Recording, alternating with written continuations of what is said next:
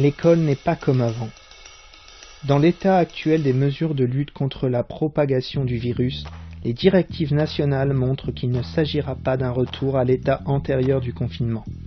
Il convient de comprendre cette réouverture comme la poursuite, sous des modalités différentes, de la continuité pédagogique mise en place pendant le confinement. Les règles du protocole de reprise font de l'école un lieu d'accueil plus qu'un lieu d'apprentissage au sens traditionnel et scolaire du terme.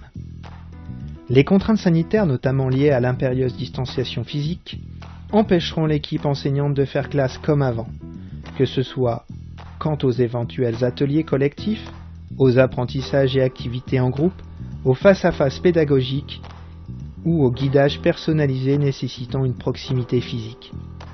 Si l'accueil de certains élèves au libre choix des parents est possible sur l'établissement, la continuité pédagogique désormais dénommée la classe à distance est aussi obligatoirement maintenue. L'accueil et la sortie des élèves sont organisés de manière à éviter le regroupement de personnes. Afin de fluidifier la circulation, des lieux et des horaires sont définis pouvant être échelonnés.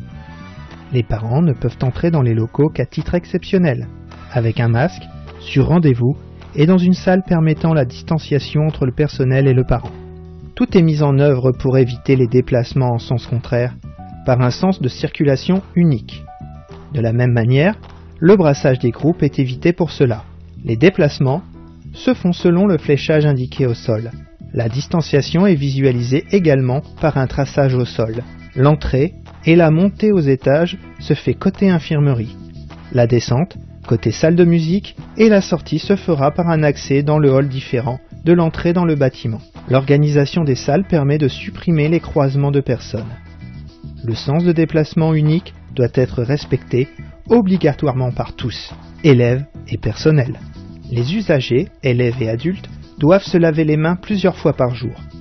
Le lavage des mains doit se faire dès l'arrivée dans l'établissement, avant d'entrer en classe, en sortant en récréation et à son retour, avant de manger, avant et après être allé aux toilettes et après s'être mouché, après avoir éternué, toussé et à son retour à domicile. Rappelez cette règle aux élèves avec pédagogie et conviction. Utilisez de l'eau, du savon, éventuellement du gel hydroalcoolique. Des temps d'apprentissage de ces gestes sont institués comme des rituels, évitant le relâchement dans la durée. Les échanges de manuels, de crayons, etc. sont à éviter ou désinfecter après utilisation. Les élèves seront accueillis selon les groupes préalablement définis et le calendrier établi. Les familles en seront informées au plus tard le jeudi soir de la semaine précédente via l'ENT. Seuls les élèves inscrits après communication avec la chef d'établissement via le coupon réponse adressé aux familles début mai et reçu avant le vendredi 15 mai seront accueillis. Tout élève non prévu ne pourra pas être autorisé à entrer. L'accueil des élèves sera échelonné. Les premiers groupes seront accueillis le matin à partir de 8h45 et 13h30. Les groupes d'élèves sont organisés selon les niveaux de classe des élèves. Des élèves de plusieurs classes pourront être regroupés. Les élèves n'auront pas systématiquement leur enseignant habituel.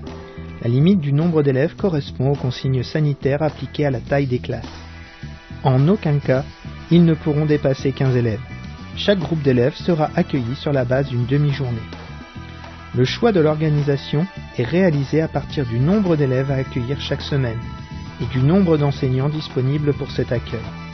Les enseignants devront assurer également la classe à distance. Chaque élève a un bureau attribué personnellement pour la journée entière. Chaque bureau est espacé de plus d'1 mètre des autres. L'élève ne pourra en aucun cas en changer de sa propre initiative, ni circuler en classe, quelle que soit l'organisation de la classe antérieure au confinement. Si un sens de circulation est établi dans une classe, il doit être respecté. Les élèves sortent et rentrent strictement dans l'ordre fixé par l'enseignant. Chaque élève doit impérativement avoir son propre matériel, notamment tout ce qui est prévu ordinairement dans le cadre de la classe quant à sa trousse et son petit matériel personnel. Le matériel de l'élève ou celui qui peut lui être confié dans le cadre d'une activité pédagogique ne peut en aucun cas être prêté ou partagé. Tous les élèves se lavent les mains avant d'aller dans la cour, selon les mêmes règles que lors de l'entrée en classe. Aucun groupe ne peut se trouver dans le même espace de cours qu'un autre groupe. Les jeux de contact, de ballon ou tout autre jeu impliquant des échanges d'objets seront interdits. Les gestes barrières et la distanciation physique sont respectés dans les jeux extérieurs. À la fin de la récréation, le lavage des mains est obligatoire. Gel hydroalcoolique, eau, savon. Le sens de circulation dans l'établissement doit être respecté. En cas de conditions climatiques inadaptées, à la sortie en extérieur, la pause sera réalisée au sein de la salle de classe sous surveillance de l'enseignant en charge de la classe avant le temps de pause. Le respect des règles sanitaires s'impose à tous, avec une vigilance constante dans les locaux, dès les abords de l'établissement, par les enfants et les adultes dans l'esprit d'une continuité éducative fondée sur la responsabilité de chacun.